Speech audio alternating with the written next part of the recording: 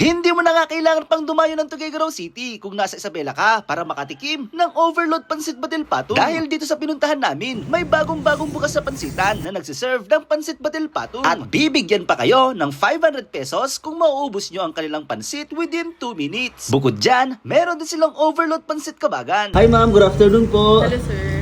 Ma'am, ano po yung siniserve niyo po dito sa wrap sa pansiteria? Bali may tatlong klase kami ng mga noodles sir. Meron kaming batil patong, kabagan, then lomi sir.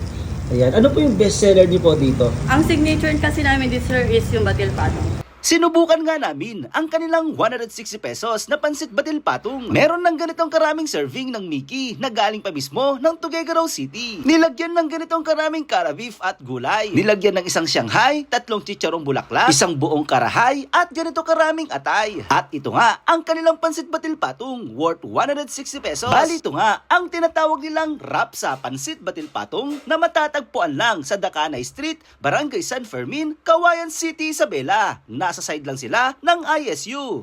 Alright mga boss, nandito tayo ngayon sa wrap sa pansit batil patong at titikman na nga natin ang kanilang pansit batil patong worth 160 pesos. At ito na nga, grabe, sobrang dami ng kanilang serving. So yung Mickey na gamit nila, tignan nyo yung Mickey oh. Ganitong Mickey yung ginagamit sa Tuguegarao, alam nyo yan. Pero although may mga bilog, pero itong Mickey na ginagamit nila mostly sa mga nasa Tuguegarao, ganito rin yung gamit.